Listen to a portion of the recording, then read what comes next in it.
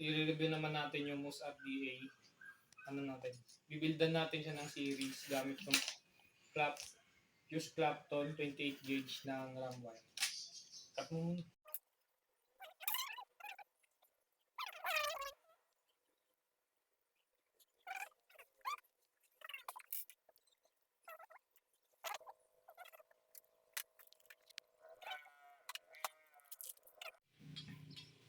Ngayon magbibuild tayo, Fuse Clapton 10 loops 3mm guide.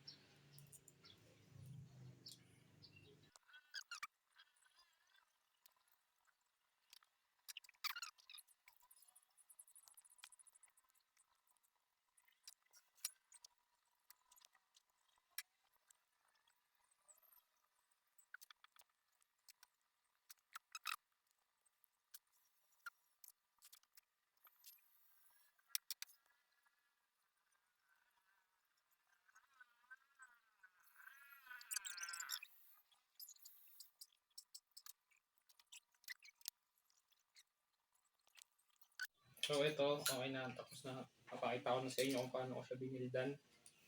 Yung build natin dito ay 10 loops, 3mm guide, 28 gauge na Fuse Clapton na gawa ng RAM wires.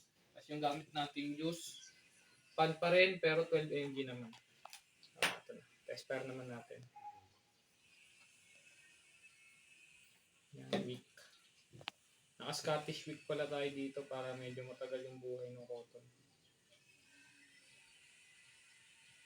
Okay, test-fire muna.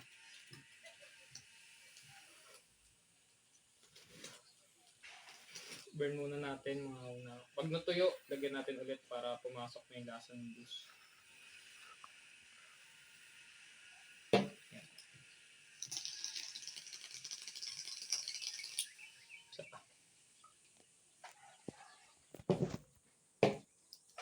Last one. Cloud case naman tayo. Sana kayanin dahil dos ito. Baka bumigay ako.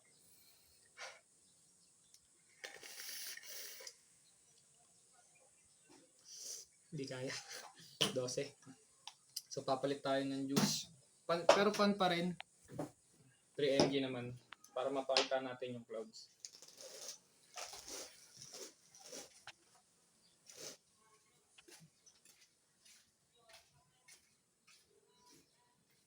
Ayan, pan 3mg. Cloud check.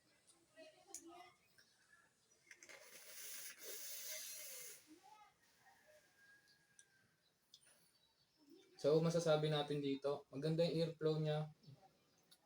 25mm pala tong Moose RDA. Yung problema lang, mabilis mag-init kasi compact masyado sa loob yung coil, dikit agad. So yun lang. Sarap. Para sa RAM wire, goods din. Sunod naman natin i-review ay Helbeast RDA gawa ng Helbit. Yun lang. Thank you.